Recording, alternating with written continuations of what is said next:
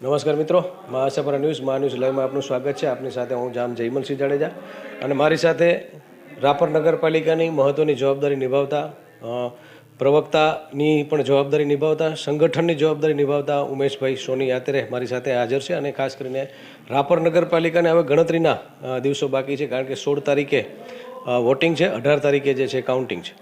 પણ એ પહેલાં વાયદા અને આ સમગ્ર બજાર અત્યારે જે છે એ ચર્ચાનો મુદ્દો બન્યો છે। રાપર નગરપાલિકા રિયાલિટી શું છે, જો ભારતીય જનતા પાર્ટીની આખી બોડી આવે છે તો શું કામ કરવાના છે, એ વિઝન શું છે, અને ખાસ કરીને અત્યાર સુધી જ્યારે 2022થી કરી અને અત્યાર સુધી જ્યારે વિરેન્દ્રસિંહ અહીંયાના ધારાસભ્ય હોય ત્યારે વિકાસલક્ષી આ તાલુકાને શું શું કામો મળ્યા છે, આ તમામ મુદ્દાની ચર્ચા કરીએ ઉમેશભાઈ સાથે। ઉમેશભાઈ, મા ન્યૂઝમાં આપનું સ્વાગત છે। ખાસ કરીને વાયદા અને વાસ્તવિકતા બે અલગ અલગ શબ્દ છે, શું છે પ્લાનિંગ? પહેલાં તો ખાસ કરીને આપનો ટૂંકમાં પરિચય અમારા દર્શકોને આપો। મારું નામ ઉમેશભાઈ સોની છે। રાપર શહેર ભાજપના પૂર્વ પ્રમુખની જવાબદારી હતી, અત્યારે ચૂંટણી ઇન્ચાર્જની જવાબદારી છે। રાપર શહેરમાં અમારા 28 ઉમેદવારોમાંથી એક ઉમેદવાર બિનરીફ થઈ ગયા છે, એટલે 27 ઉમેદવારો અમારા લડી રહ્યા છે। જ્યારે સામે પક્ષે કોંગ્રેસમાં 25માંથી 3 ઉમેદવારોએ પોતાના ફોર્મ પાછા ખેંચી લીધા છે, એટલે એમના 25 ઉમેદવારો લડી રહ્યા છે। સંખ્યા પૂરતી નથી, એમના 3 ઉમેદવારો ફોર્મ પરત ખેંચી લીધા છે। જી, ખાસ કરીને ચૂંટણી પહેલાં જ હાર સ્વીકારી લેવી એને કઈ રીતે જુઓ? કારણ કે 28 જો પૂરા ઉમેદવાર ન મળતા હોય તો કઈ રીતે તમે જુઓ છો? કોંગ્રેસ પાસે કોઈ મુદ્દા જ નથી।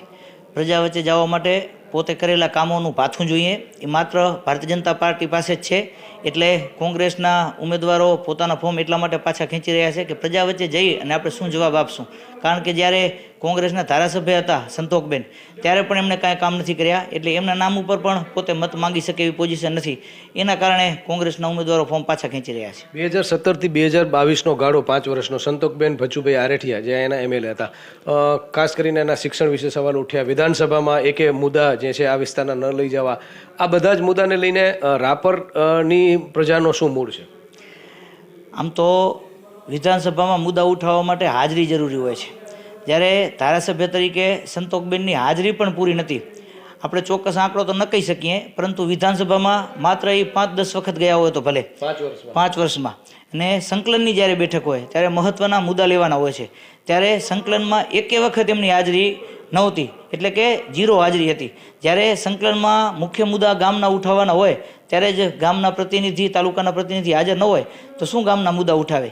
એટલા માટે ગામમાં અસંતોષ છે, અને સંતોકબેનના કાર્યકાળ દરમિયાન એમનું શાસન પણ પ્રજાએ જોયું છે, એટલા માટે કોંગ્રેસને આજે રાપરની પ્રજા ઈચ્છી નથી રહી।